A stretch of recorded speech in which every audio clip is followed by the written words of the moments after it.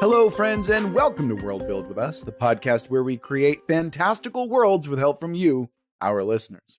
My name is Rob Hilferty, and I'm here with my co-hosts Daniel Quinn and Courtney Staples. On today's episode, we are diving into one of our listeners' prompts that has all to do with, just volcanoes and dragons and stuff like that. It's crazy, you guys. Just wait until you hear it.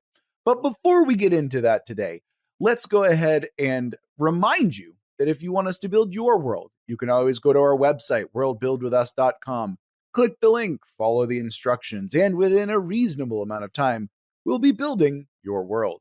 Of course, if you want to follow us on social media, we're over on Twitter at Let's Worldbuild. Or if you're more interested in talking to us directly or becoming part of our community, you can come and join our Discord, where we will chat with you about all sorts of interesting and fun world building and non-world building related activities and things. So click the link for that as well. And of course, if you're feeling particularly generous, you can always go to our Patreon, where you can get access to patron-only episodes, early episodes, patron-only Discord channels, and a couple of other cool stuff, right? Just come on by. And speaking of Patreon, we have a new patron this month.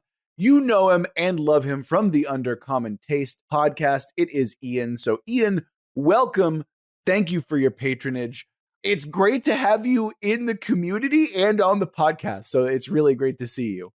And with all of that out of the way, let's go ahead and dive right into the prompt. This is coming from Levon, who you might remember from our Wusha Tower episode, which I feel like that was like 5 years ago. And in reality, I think it was probably like 6 months ago.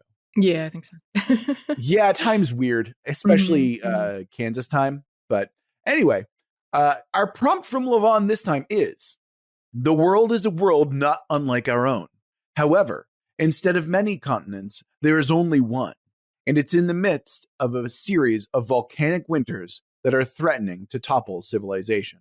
So Levon, when you say it's not unlike our own, that is very unlike our own. Like Pangea aside, like the volcanic winters, like that's very not like ours. But the tenets: number one, steampunk civilization is wrestling with scarcity.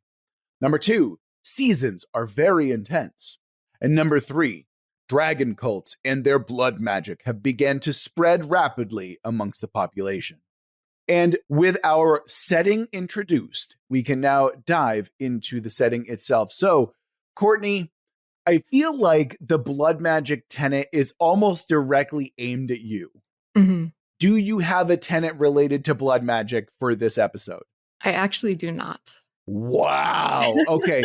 Well, if that's the case, Daniel, start us off this episode and let us know what's going on. I wanted to address the dragon situation as immediately as possible. Oh my. In that I wanted to specify that the dragons are not reptilian and they're dragons in name only. That way we have maximal flexibility to determine what they are and how they function. Okay. And specifically that they are not giant lizards. Okay. Even though I love dragons, though. Hold on. Question. Because I also have a thing about this as well. Yeah. When you say that they're not reptilian, can they still be reptilian? As long as so no, according to my tenant, no. But the idea is they are not. I mean, I could be persuaded if they are not anything like dragons and they are not giant reptiles. Well, Daniel, what I was really asking, right? Because I have something similar, right? Where they're called dragons, but they can basically be giant animals like a dinosaur, for example, which is technically still a lizard, you know? But they're not all that, is what you're saying. Right, exactly. We have a panoply. Yes. Right. Yes. Okay. As long as they're not all giant. I mean, to be clear, I love dragons, but as long as they're not all giant, basically what we consider dragons, you know. Okay. And for the record, I'm not the biggest fan of dragons. So Daniel and I are in opposite camps in that way. But what I was mostly interested in is just having giant totemic monstrous things, right? That's what I was interested in. Yeah, that's fine. I don't want us to just have dragons flying around. That's my okay. Cool. No, that's fine. So your deal is they're dragons in name only. So they're DINOs is what you're suggesting. Well, I also that they're not reptilian, but I could see there being a class of them that happen to be reptilian. Okay, that's fine. Mm, Yeah, I mm. also want something that's so okay. For my first tenant, I've basically given up the goat, right? I've told you what I want to do, but I want to explain myself when I read this tenant, what was going through my dumb brain, right? So when I read that it's a volcanic winters and it's steampunk civilization, my brain immediately went to frostpunk, which is like a very grim, very difficult decision-making process, kind of like Civ-like game, right? Where you're in charge of making sure a group of survivors can thrive and live. And you basically create this little city as like winter is like just destroying your entire planet, right? So I thought of that first. And then with the dragon thing and like with the Pangea, I'm like, oh, this is like the 1990s arcade game Primal Rage, which has like a mixture of like humans and dinosaurs, and the humans worship the dinosaurs. And then it's wild and it's an amazing like nostalgia bomb. And that is ultimately what I wanted to evoke, because I genuinely didn't want to go too grim, because I feel like with things on the edge of toppling and civilization and stuff like that, and like wrestling with scarcity, I feel like you're just aiming to go grim. And so my purpose and desire was, instead of like grimness, I wanted humanity to welcome Oblivion with open arms and jubilation. So I love the idea that the reason that dragon cults and blood magic have been popular is because they're like, hell yeah, the world is ending and we're all sacrificing ourselves to giant dinosaurs to like live on in forever. So that's my kind of thought process behind my tenant, which is like Daniel, there's like giant dinosaurs and dinosaur adjacent monsters that people are like throwing themselves into the maws of. Are there any questions, or is that just fine? It's funny that you didn't want to go grim, because I also didn't want to go grim. Like, Really? one of my first thoughts reading this prompt is like, oh, it's like The Road. And it's like, no, I shouldn't make this like The Road. That's terrible. For anybody who hasn't read, it's a book by Cormac McCarthy, and it's just like bleak and gray and bleak and sad And gray. and Yeah. very, very gray. Everything is gray. Yes, that's correct. Yeah. So I'm curious, like, when you say like jubilations and celebrating and glee, like, what do you picture for that? What do you see these people living like in their cities or whatever? Okay. Again, this is really dumb, but I legit just have Primal Rage in my mind, where it's like you have humans who are in the game. It's a 2D like fighting game, right? And in it, you control dinosaur characters, and there's also two giant gorillas like King Kong and stuff, right?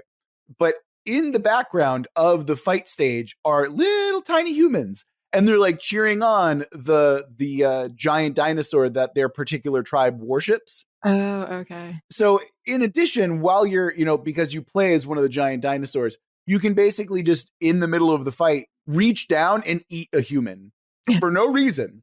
And it's just like, that's the kind of jubilation. It's like, I want to watch my giant god fight another giant god. And like, if I die, so be it. It's for the blood sacrifice that I'm looking for, like, but it's in a fun way. That's ultimately what I'm trying to aim for here. Like, it's ridiculous and it's like over the top. I also have a little bit of Genndy Tartakovsky's Primal in my brain as I'm thinking about this too, where it's just like, yeah, it's not dragons necessarily, but it's like, oh no, there's giant lizards, and there's definitely at least one dragon in there, right? It's just like, maybe it's like secreted away or something like that, I really do like the idea that they're kind of like rooting for their own dragon gods, or like their tribes or civilizations established around specific ones. That's cool. And like that wars are not fought by people, but by sort of people celebrating their gods fighting.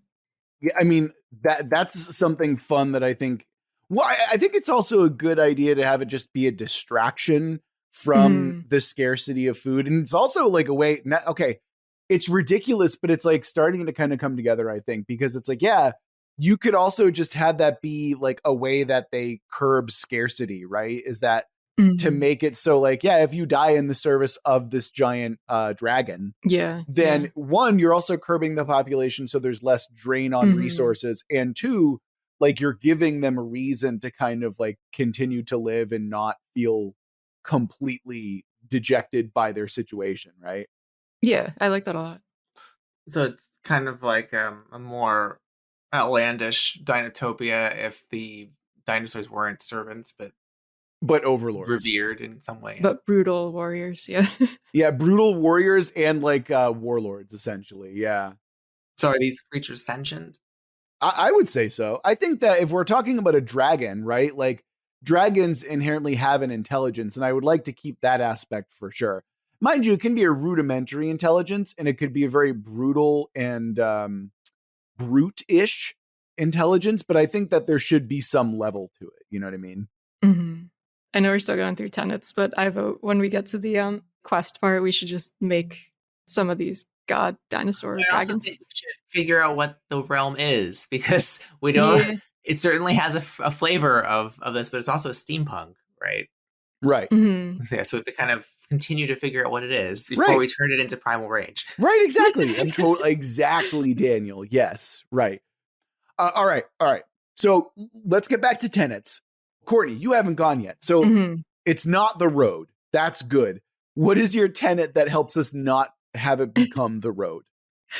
So my first one is that the volcanic winters aren't necessarily caused by the mountainous volcanoes that we tend to think of, but also by huge fissures in the earth that occur. Oh, that's cool. Like the underlying tectonic plates shift against one another. So it is all still one continent as described in the prompt, but there are these like narrow lava-filled fissures that can sometimes stretch on for miles that create these hazardous separations between areas, or defensive separations, depending on your point of view. Yeah, that's definitely one hell of a way to defend a border from a neighboring enemy. That's for exactly. Sure. Yeah. Well, unless they have a dinosaur that can just like walk over it. Or fly over it, for example. Yeah. I think you mean dragon or dino, dragon in name only. You know, that's fine too. Oh, wow. Did you not get that the first time I used it? I didn't. Wow. Oh man. Yeah, no, that was my fun little punny joke. Sorry. All right. So yes. So we have giant fissures. Can we also have fissures in the ocean as well? So we can have like giant steam vents and stuff like that, or like plumes of steam and stuff like that? Or how would that work? My second one is actually related to the ocean. Should I just like go with it now? Let's go. Let's hear it. Yeah. All right. So yeah, my second one is that given like this world already has so many dramatic features to it, I wanted the ocean to be similar. So oceans of this world have extremely dramatic tides that ebb and flow for like miles in and out. So I think they would probably reveal fissures and vents, and that would kind of prevent people from building too close to the shoreline because their city could just get wiped out by tides. Oh, that's it. So everyone's a Midwesterner then. Got it. Everybody lives in Kansas. Oh, it's not great out here, guys.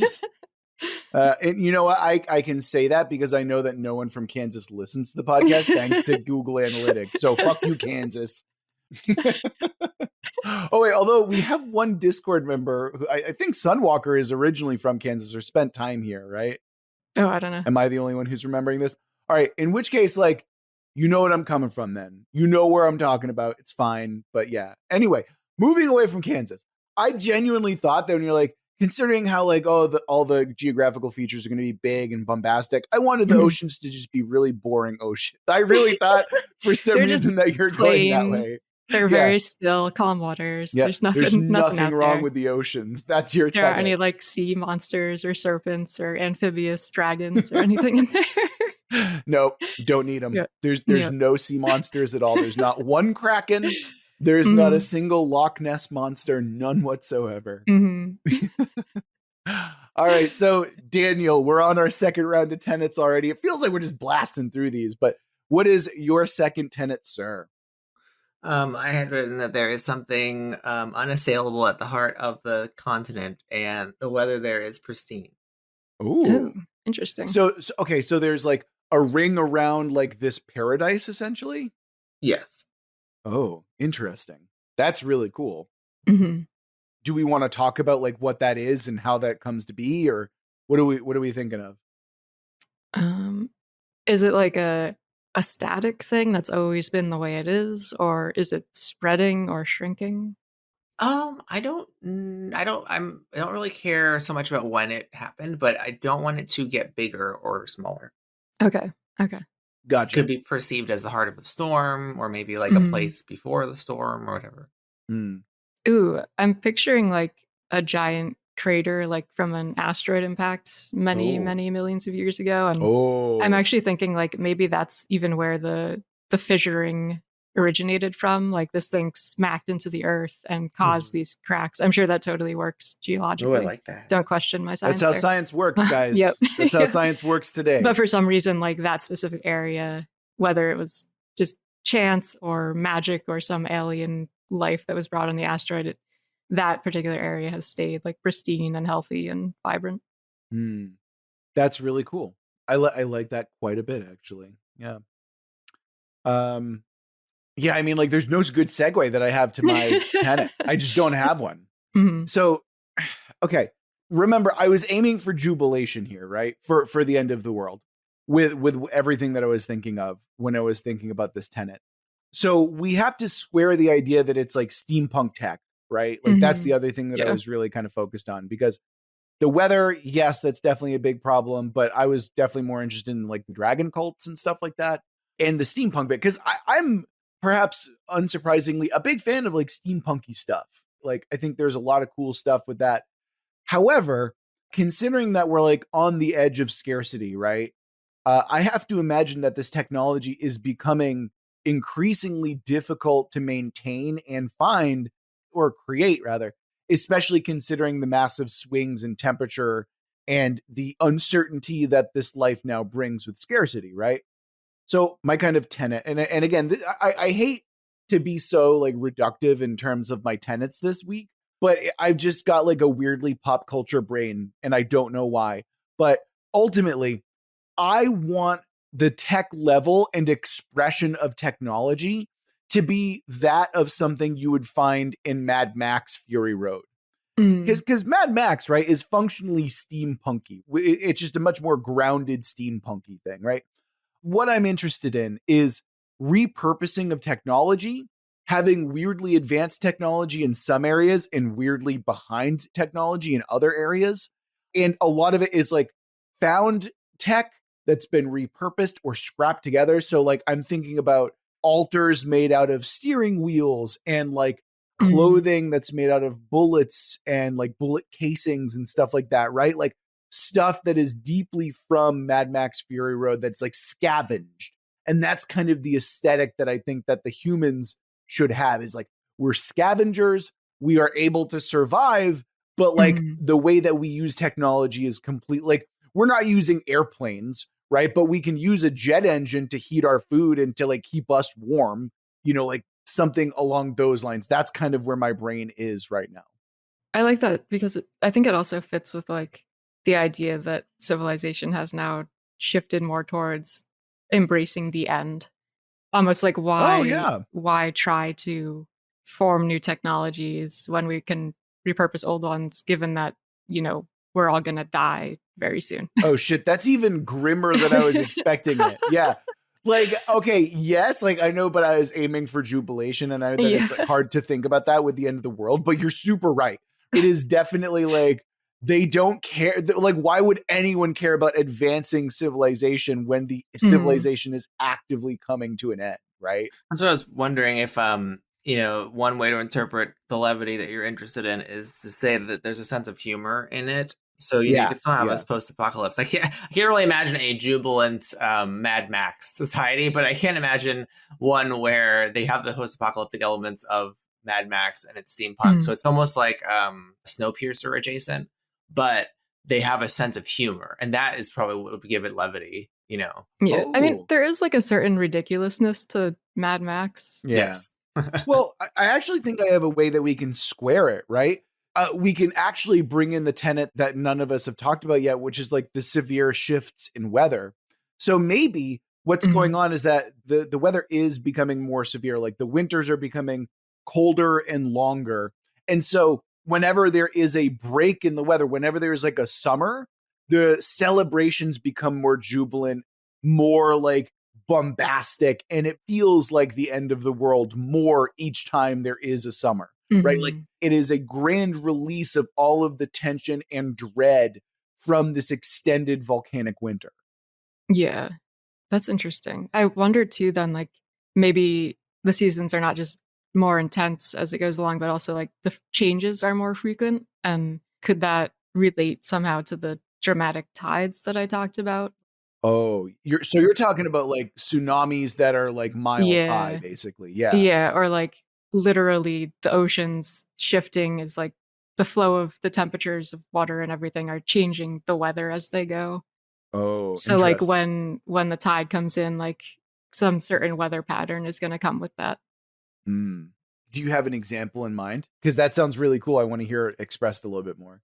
Yeah, I guess just like as a way to tie the dramatic ocean shifting with the seasons and like explain why they might be getting more frequent or more intense. If like this is like just bullshitting science, by the way. Please don't believe any Courtney, of what we I'm have saying. DINOs and like steampunk. Of course it's we bullshit gotta make science. it realistic. I know. Talk to Clark about that. God damn it. No, just thinking of like how the oceans retain heat. If that has gotten to the most dramatic point of like where it's really actively affecting the weather. So like if there's a particularly hot part of the ocean that flows into your area of the continent, then it's going to bring with it like a heat wave blast of some sort, or like a thawing wave, like everything's frozen over and then a tsunami comes and it literally warms up the general area. Exactly. Because rather than the opposite of what would normally happen, right? Which like if you get wet in the cold, it like freezes you pretty badly. Oh, we can actually probably do both, right? Where you can have like tsunamis that come in and like freeze and so instead of Pompeii, right? Like which is the typical go-to volcano. It's like, oh no, we have entire civilizations that have been frozen over by rogue tsunamis and stuff like that. And maybe that also relates to like the fissures and vents in the ocean too. Like they're bringing that or carrying that on. Or what happens when that tsunami hits one of those fissures or something like that? Yeah. Then you're creating like a steam storm. Is that a thing? Oh my God, that's cool. That's ridiculous. Holy shit. You can have it originate too. So if this is one continent, right? So like maybe at the center of it, where I'm imagining the space, it's ringed by those volcanoes that the prompt talks about, and the volcanic activity, which must be monstrous, is what creates all of these ripple effects going outwards. So it creates the fissuring, which then create tidal waves, which create these, these galls that are, or what do we call them? So what's the word for it? The G. It's a storm. Gales, yeah, of like freezing, thermal chaos. Yeah, that's so metal as fuck. God really damn cool. It. Yeah, and then like beyond the ring, but that's why it's hard. You can't get into that space because it's a horrible ring of death volcanoes. Yeah. Oh yeah. Oh damn. Yeah. That's cool. Oh, that's really cool. Okay, you guys. I don't want this to just be Primal Rage with steampunk tech, but like I can't help but think of like watching these two giant behemoths fight in the middle of a blizzard that is also a thunder and lightning storm. So it's like you see like lightning and then it outlines the shape of a giant behemoth as they like throw a punch. And then like you have to wait until like, oh, the impact of that punch blows away the blizzard and you see them fighting for like I'm seeing this so cinematically and I feel like I'm smashing my fucking action figures together like I'm 12 again. But it's really cool, you guys. I promise you it's really cool. It is pretty cool. Yes, but like let's try and make it a little bit more. I don't know. Daniel, you need to step in here. In here, Daniel. What's the relationship between these creatures and the state of the world? Like, we don't know. Are they natural to this place? It's clear there's been some sort of cataclysm. They're also worshipped, and so they also have some sort of intelligence. Were they civilized? Are they savage in general? I think I have an idea. Again, we're tying it to the weather itself, right? Maybe they are able, because they're so powerful, they're able to either create or stave off storms of some kind and some of the weather. I was thinking that too, especially because one thing that we haven't really touched on in the prompts tenets is the blood magic. So like maybe true. they are fueled by the sort of essentially blood sacrifices of eating people, and they're able to use that power somehow to like control the weather or do something with the weather. Is it their blood that's powerful? Ooh. Yeah, I was yeah. thinking that like the blood that's shed during these fights between these two forces, right? That the humans will then scoop it up in bowls and then like pass it out to their followers, and then they get like empowered in some way. Oh, or that's something cool. Like That's a cool like flip on the blood magic that I was thinking too. So it's like kind of sacrifice both ways, basically. Yeah. I'm sure there are people eat them, or they get eaten too, rather. Oh, they definitely get eaten. Yeah, for sure. Or maybe actually that might not be necessarily true. Like maybe they're empowered more by their believers' faith, or more by their believers. Like there's something else that's feeding them that isn't just like gristle and bone, right? It's like something metaphysical that is feeding their power in some way. Mm-hmm. I get the sense that they probably come from the center in some way. Ooh, yeah. And I wonder too, what's their relationship? Obviously there's reverence between them, but like does a society that come around one of these creatures, like does the creature even acknowledge them? Are they like on talking terms? Is this more ritualistic? Like what's the relationship between a group of random steampunkers and one of these creatures, or an outpost out in the snow? Okay. I think I have an idea. Maybe the reason that these humans kind of follow these things around is, where is the safest place to be in any storm? At the eye of the storm. So maybe there is this entire kind of culture that is based around nomadic travels that follow this thing as a caravan, right? Yeah. Because it's like everywhere around this area is going to be remarkably dangerous, freezingly cold, or what have you.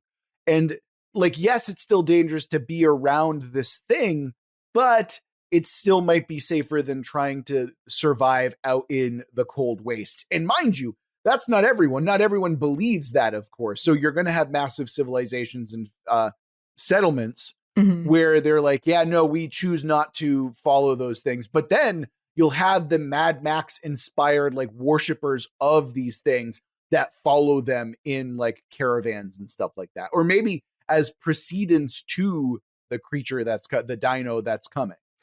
Does it mean that these creatures, the vicinity around them is transformed by their presence? Like it pushes away the effects of the storm? Because that would then attract people to them. I think it alters the weather around them because they're bursting with energy in some way, right? Yeah. They're like crackling with some kind of energy that doesn't necessarily negate the effects of the snow and the ice and stuff like that, but it changes it demonstrably. Yeah. Which would be kind of cool, because then you can try and follow them. Yeah. You know, like, because they would leave, not permanent, but they'd leave evidence of their passage. Oh, I see what you mean. Absolutely. Yeah. So like the terrain behind them literally changes because of their energy. Guys, we're making meteorologists sound really cool right now. Oh, I mean, going back to a meteorologist, but because of the word. But Courtney, you said asteroid. I mean, it seems pretty obvious. Like they arrived on an asteroid and they're emerging from it. Yeah. Hell yeah. The asteroid is what destroyed this planet, but they're coming out of it, and they contain the energy of the asteroid, which must be in the core. Oh my God, that's so cool, Daniel. Yeah. Oh, it's so good. Seems like you guys put all the pieces on the table. You know? Yeah, definitely. And we basically just arrived back at Primal Rage, but cooler, which I'm so much happier with. Now it's cool because it means the exterior world where most of this is taking place has this kind of steampunk, Snowpiercer, Savage World / Mad Max feel, right? Just trying to make them all against each other. And then it seems like inside this serene asteroid space beyond the volcanic walls, you might have like a literal jungle nightmare scape of dinosaurs, something cool with an asteroid at the center, potentially. I don't know. Maybe that's where the one literal dragon is at too. Yes, it just hasn't left yet. Yeah.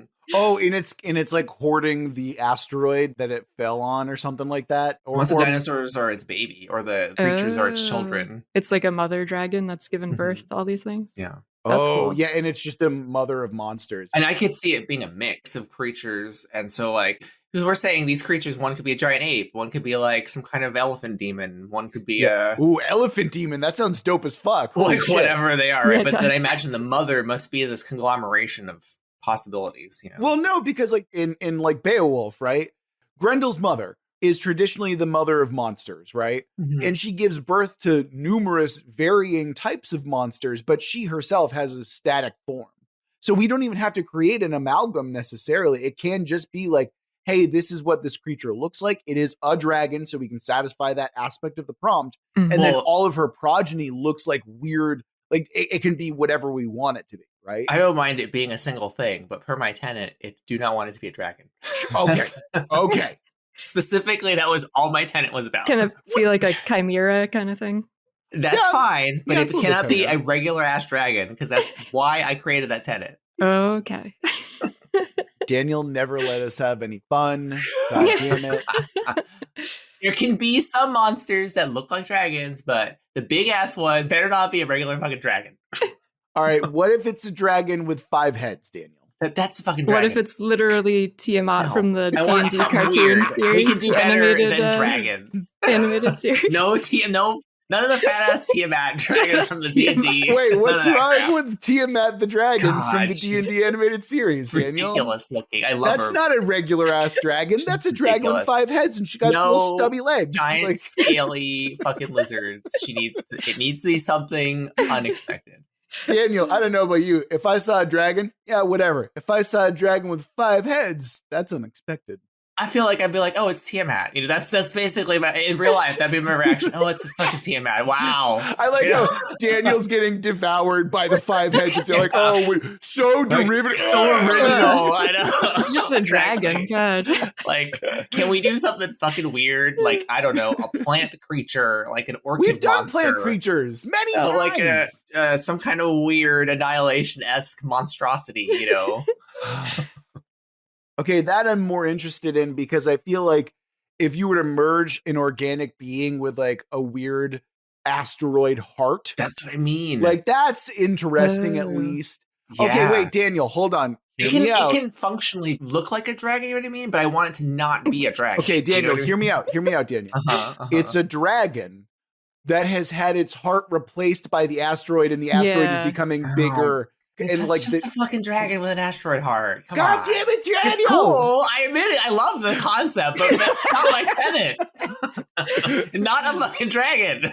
Okay, what if it's just a being that anybody can assign their own viewpoints to? Yeah. And We're it's- here to do Wait, that job. wait. Hold on. I actually, Courtney, you're bullshitting, but you're not wrong. So, okay, in Stephen King's It, right? Whatever you look at Pennywise the clown, it Oh, becomes yeah. like, right? Like it changes depending on who looks at it, right? Oh, you could say so. Okay, so I think that might be cool from the concept of perhaps the asteroid has a mirror-like material. It's made of a mirror material. That's what I'm But- thinking, right? Like the heart of this monstrosity alters its appearance based on who's looking at it. So, Which is cool, but we need to now carry the meteor material into the rest of the story. well, that's exactly what I was going to suggest. Yeah. Is that if the humans are worshiping these things as gods, then it's Mhm. literally a reflection of what they're putting into it. So whatever they believe, that's the form and appearance this thing takes. And I mean that physically and literally. So Mhm. people are making their own storm gods by like putting whatever they think and they want. So you can have giant demon elephants and you can Yeah. have giant apes and you can have dinosaurs. Like Oh, because they're made of the same stuff. exactly. creature. Yeah. You can also have dragon glass, which would be not called dragon glass, but it would be the meteoric material they're made of that they are vulnerable to. Or I was thinking, like, what if they each had shards of this stuff embedded in them, and the only way Yeah. to Oh, that's the only way cool. to kill one is to remove all the shards. Oh, remove all the shards. Remove it from Interesting. Oh, because it's hunks of the asteroid, you're saying. Yeah, like if that's what's giving them like immortal life or whatever we're going with Oh, here. okay. Interesting. Hold on. So, They're embedded with it. okay, yes. So this is why they find each other and fight because Mm. they believe that they can extend their power and life by grabbing all Oh. of the shards. Taking it out, putting it Yeah. in. And then Yeah. the ultimate goal, the only way that you can enter paradise is by having all of the shards and having your champion go in and either fight or fuck Dragon Mom. And then like, defeat the big there one. you go. Right. Like that's the end goal, is to like make sure that oh yeah, that's gotta be it. Right. Like that's the whole thing. Can we roll with, I love that. And can we work with the whole transformational effect? So for example, like if I'm one of the creatures and I defeat another creature, like, is the form that it takes on related to the crystals? Because we were saying before that like their forms are reflections of how they're perceived through the crystals. How they're worshipped. So what would happen, right? This walking storm comes in, punches another one, and then as a result, some of their followers and their worshipers will now join the herd, right? Right. As a result, they will now imprint some of their beliefs and views of their previous god onto this new one, and it like just mutates in a certain way, right? Okay, that's what I was picturing. So it's like basically like the battling of each other, and then the worshipper's relationship to the creature imparts what it is, basically, how it's perceived physically and exactly, because it actually physically transforms. Right, belief physically changes the creature. That's kind of like the that goes back to the, I think, orchids. Like, don't they evolve to look like different creatures in nature just to survive? Oh, do they? Interesting. Huh. Orchid? Like the plants themselves? I don't know if it's orchids in particular, but I think like making them plants, Daniel. God damn it! No, but I'm not saying plant. But my point is, like, if you think of this as a life form, right? Oh, like, yes. Coming from another planet, this meteoric material, which clearly is part of their physiology in some way, like they must have evolved to make other life forms worship them or look upon them to give them like shape almost. So they're like those plants that really imitate other creatures, you know? Okay. That's what I cool. mean? Yeah. Okay. I understand. I apologize for my outburst before. I don't mean for them to be literally plants. That's what I'm like, Daniel, no. No. But I mean, like, I like that idea because now they're not just dragons and monsters. They're actually their own kind of life form, right? Mm-hmm. Right. So, for example, I was actually going to circle back to your demon elephant, right? So let's say that there was an elephant god, and then all of a sudden it comes across this cult who believes in a demon, and then when the elephant defeats the demon, then it becomes an elephant demon, right? Or like a more demonic element, like that's now anthropomorphic and stuff like that. Like, and then it just continues to change and mutate based on the beliefs. And yeah, like I think that we can definitely make this work, and it's really cool now. Yeah, I love where this is going. Like the imagery is so like brutal and ridiculous and fun and apocalyptic. Right. It's like fun in a really grim, dark way, but I love it. Yeah.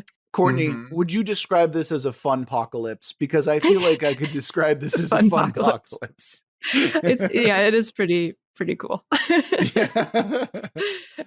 Oh man. Okay. And I'm just thinking about like, okay, because normally what we would do, right? We're going to recap, we're going to roll the twist. And then if this were a two-parter, we would then come back and we would each have our own tribe of like walking storms, like these giant titans and stuff that we would describe. I think that we're probably going to just stick to one this time that we're going to make together, right? And I'm just thinking like, imagine the seafaring ones where like there's very clearly a god of the sea, and how they're like following in like these little steamboats, like these little tugboats and stuff like that. Like, right. Yeah. Oh man. Like there's so much fun nonsense that you can have with this setting. Daniel, you know what this reminds me of? This reminds me of Ride the Lightning triple plus with giant monsters. Exactly. Right? Yeah, that's why it gives me so future vibes in particular. Yeah. Understandable. Yeah. Okay. I feel like we've spent a long time like fleshing this out, and I think it's because we're having so much fun with it. We do have to do a recap and get into a roll for the twist. So, Daniel, you started us off. What was your first tenet? The dragons are not reptilian, and they're only dragons in name. And that's we have dinos. Yes, we've talked about this entirely. Well, they're not all dinos. Some of them are reptilian. No, Daniel, they're dinos, dragons in name only. We specifically said Daniel, that few of them can be reptilian. Think of Daniel, the acronym. What's the acronym for dino? Oh, okay. All right, fine. Jesus Christ. That's both of you who missed that. Oh my God. Okay. Lord. I did get it a while ago, to be fair. No, Courtney got it. Courtney got it a while ago, but the fact that oh man. Okay. Anyway, so yes, we have dinos, Daniel. Yes. And then I certainly think that we've satisfied that tenet for sure. Yes. Yeah. and then some. Yeah. Now that we have the meteor creatures. We've got elephant gods and stuff. Yeah. Yes, we've got all sorts of stuff now. My tenet was basically like, it's like Frostpunk plus Primal Rage. That was basically it. And I feel like, honestly, it has mutated in such a beautiful, twisted way. I'm very happy with how that kind of turned out. So yeah. And Courtney, what was your first tenet? My first one was that the volcanic winters aren't purely caused by like mountainous types of volcanoes, but also by the huge fissures in the earth. And we kind of established that at some point there was an asteroid that plowed into the earth and that helped cause these fissures. For shits and giggles here, can't we just have them also be the fallout from the battle between these monsters and stuff? Yeah, like they punch the earth so hard that it like breaks open. Yeah. They're literally cracking the earth's core whenever they fight. Yes, exactly. Yeah, that's cool. All right, and Courtney, you actually went your second round of tenet right after that. So what was it? Yeah, it was that the oceans of this world are also very extreme in nature, and they have these really dramatic tides that ebb and flow for miles. Mm-hmm. I think we also did a really good job of interrogating the weather, talking about the tides and stuff like that. How you can have warm tides and cold tides, and instead of like Vesuvius, you have a tsunami that comes and freezes entire cities like in place and stuff. So I feel satisfied with that. How about you? Oh yeah, definitely. I think it works well, and like I think if this was a two-parter, we'd probably expand more on that. But I'm definitely happy at where it is now. Excellent. And Daniel, what was your second tenet?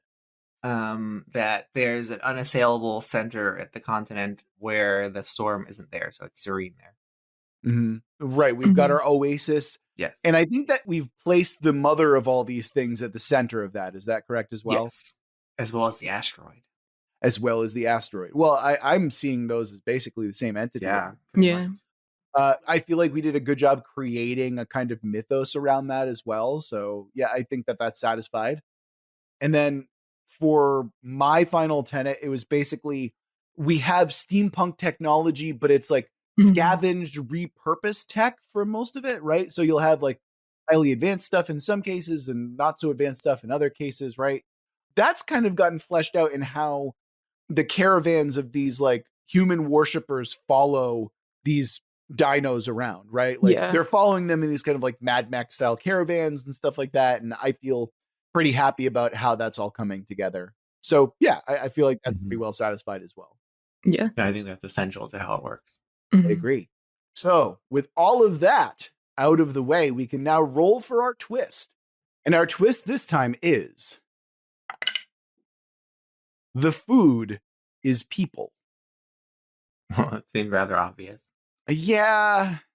So how do we make it cool and interesting then? Because I feel like we've done a pretty good job of navigating that with our current situation. So how do we make it interesting? It's kind of funny because when I had talked before about thinking about the road, being reminded of that, and I had thought like, oh, maybe I should make these dragon gods cannibals. And then I was like, no, that's too dark. But I guess we've now got cannibals. Do we have to have cannibals though? Is that what we? I know that that's naturally where you go, Courtney, but that's not where the rest of us might necessarily. That's fair. Yeah, it would be expected. So I'm trying to think what could be a way around that. Plus, we already kind of have some kind of cannibalism with the monsters themselves, right? If they're removing the shards of this meteorite to become, that's basically cannibalism. Could we make it not a bad thing? Like perhaps to get through into the realm where the asteroid is, you have to become part of the creature. Oh. To be consumed by it. Oh, I'm okay with that. And that's kind of the jubilation that I was talking about before when it comes to your own end, right? So it's almost like a Valhalla type experience to be like chosen by one of these monsters to be eaten. It's like, yes, I'm going to the good afterlife now. Yeah, actually. What I'm also thinking as well is that for every individual consumed, maybe that adds to a certain level of intellect or something like that. I mean, these things are not quite creatures in the way we understand them to be. Like they materialize, right? Right. But they're also storm-like meteoric agglomerations, right? That take different shapes. Right. And perhaps being consumed isn't your death. Like you become part of the storm. Oh, I see. Yeah. Oh, maybe that's where we can toss in some annihilation. Like Yeah. maybe it looks like consumption, but you're being added to this collective and like Right. biomass or something like that, right? Like that's just awful in the best way possible, I think. Like it's like a storm of souls that's moving around these things. Exactly. Yeah. Oh, Yeah. that's awful. Oh man, that's And then gross. perhaps like they believe that on the other side in this paradise that is to be conquered, you can be reconstituted. Oh yeah, like you'll be reborn as something better. Oh. Maybe they think that the chosen few will live on as a monster themselves, as a god themselves, yeah. right? Yeah. So it's like, this is your only chance of ascending into godhood, right? Like that kind of thing. It's like the Mormons with their whole view of people receiving a planet in the afterlife. Oh, yeah. Here we go. Dragon god. Yeah, I'm down with that entirely. 100%. All right. So, okay, there we go. We knocked out the twist. Simple as that. Okay. Nice. So we've now given a reasoning behind that. Simple, out of the way. It's got this cool cosmic horror aspect to it as well. Body horror as well. Mm-hmm. So now I think that we should come up with our very own walking storm, aka Dino, aka Dragon in Name Only, to create our own kind of tribe and monster that we have as the showpiece. How's that sound? Yeah, absolutely. Yeah. Okay. Now I have a question. I feel like in terms of like appearance, we should randomize a certain aspect of it. Absolutely. Okay. What I can do is I can pull up the monster list and we can like maybe have it be molded or aesthetically kind of mirror aspects of that. Is that what we want to do? That works for me. Sure. It's another interesting way to interpret monsters. All right, cool. So let me pull up our randomized monster list here. All right. The monster that we're going to be focusing on and having this thing be kind of modeled after is the Medusa. Ooh. Well, we got to Tiamat the dragon then, multiple heads. And You stop it right now, Courtney. Stop it. How dare you? Although, okay, you say that, but like instead of snakes, it's not dragons, but like maybe each like tendril that this head kind of comes out of, or like maybe the head itself is like a representation of all of the previous beings that it's defeated. Ooh, yeah. So it's like a humanoid head, and then the hair itself also curls into, and you see like the elephant demon, and you see like a dragon head, and you see like a minotaur head or something like that. It's just like this weird menagerie of all these different monsters that are just together, but like it's on a central body and stuff like that. Daniel, what do you think? I'm just trying to think about Medusa and what's interesting about Medusa. The stone gaze. Yeah, besides her stone gaze. Yeah. She also, I believe, when Medusa was slain, Pegasus came out of her. Mm-hmm. So she's a mother of some kind. Mm-hmm. So I wonder if that can be incorporated. Oh, that's interesting as well. Hold on. Are we creating the mother here, or are we creating one of the wandering ones? Because that's kind of what it sounds like. It sounds like whoever slays this Medusa, who is at the center, right? Then something is birthed out of it, and then like a rejuvenation of the world, or like at least this thing like maybe leaves the planet or something like that. Because it kind of sounds like what we're getting at here. I don't know. That might be cool, and it might be interesting too to play with her stone gaze in the sense I was that thinking that too, yeah. I was gonna say, because like we're talking about mirrors and the meteors having like, that kind of thing. Let me toss that to Courtney though. So I think you have an idea of what I'm saying.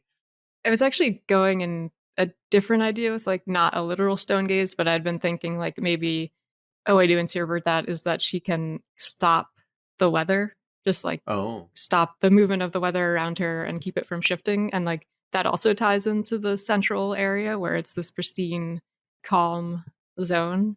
Oh, and maybe take that a step further. She can stop the weather for sure, but she can also stop or affect the shifting of her own kind. So like you approach her and her gaze can actually like disrupt the storms that these creatures are.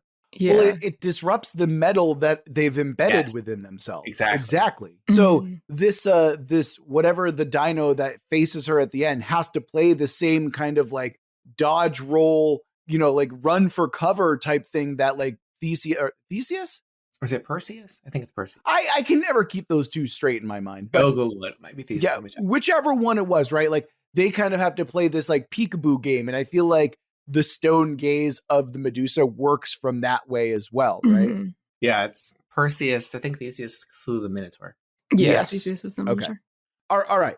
We now have the monster at the center of this. However, who are her handmaids and maidens, right? Or what's the masculine form of maiden? Right? Is there such a thing?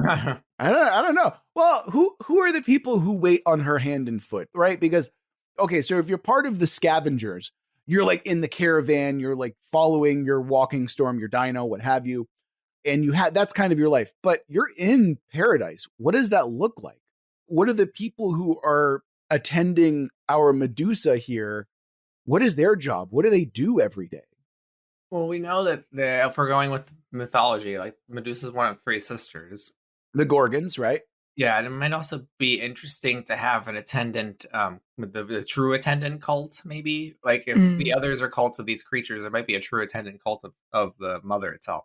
So I can't imagine. I don't imagine there being civilization of the kind that's understood inside the circle as outside. Mm-hmm. Like whatever persists there must be either alien or not hospitable to the people from the outside. You know. So you're suggesting it's completely alien in a way that is not alien in that it's like it's a different shade of yellow, but it's like no, it's like an alien atmosphere inside. Well, I could see this being the paradise that they imagined it would be. Like it is a jungle paradise or serene, but like there's something about it that's inhospitable. Like maybe like the attendant cult that's in there, like their civilization is not one you want to hang out in, you know, and they surround the meteor where she is or whatever, or like the plants there are deadly or like it's hostile to life, even though it looks idyllic. Maybe she's just particularly hungry.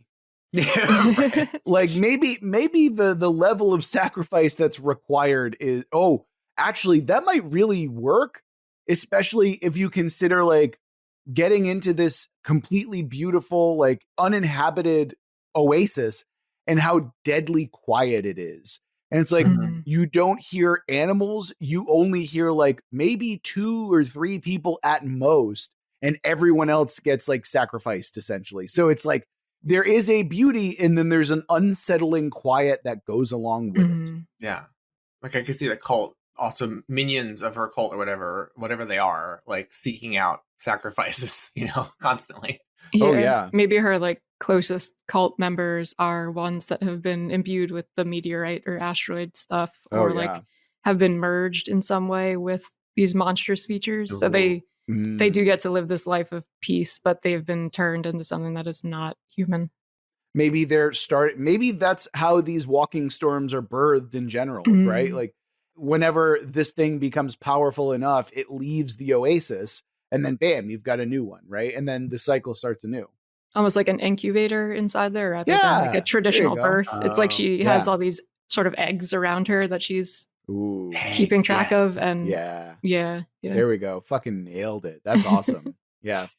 I was also thinking that, Daniel, I don't even think that you need hyper aggressive like cultists who need to capture people, because it's like, hey, come on, we've got like food and you've made it to paradise. Welcome. They tricked them into getting exactly right. Like everyone in the world is going to be tricked into this because the mythology about this place is like it's basically heaven. Yeah. So like they could be like those the gems in their forehead. They look like pretty attendant angels almost, you know? Sure. Yeah. Or realistically, right? Like because it warps to whatever the people want to see.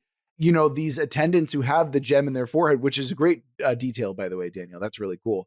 Like whenever they look them in the eyes, they're actually looking at the gem and they're seeing an angelic being, or they're seeing like the most beautiful person they've ever seen before, you know?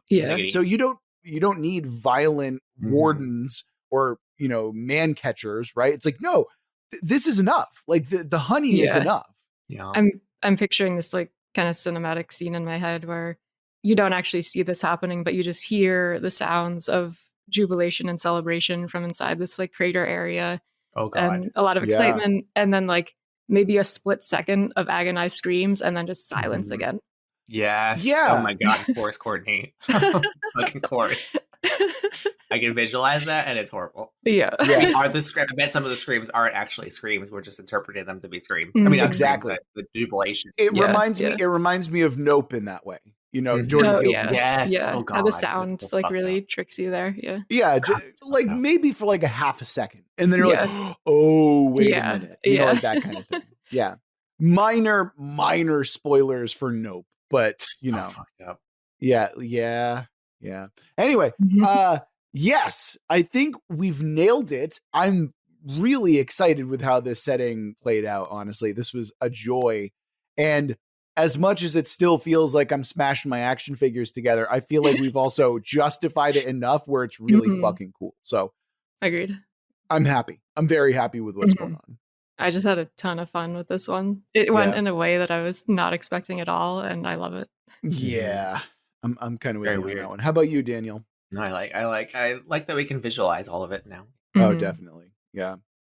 Well, with that under the belt, I mean, a big thank you to Levon as well for suggesting this particular prompt. And remember that if you want us to build your world, you can always go to our website, worldbuildwithus.com, where you can click the link, follow the instructions, and within a reasonable amount of time, we'll be building your world.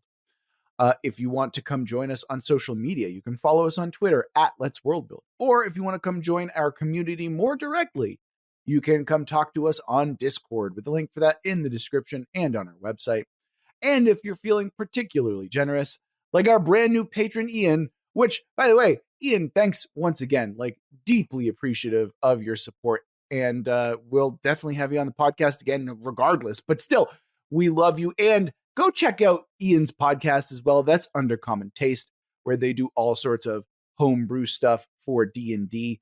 So check them out. And with all of that out of the way, that's going to do it for this episode of World Build with Us. Remember that we love you very much, and we're going to get through this together. Until next week.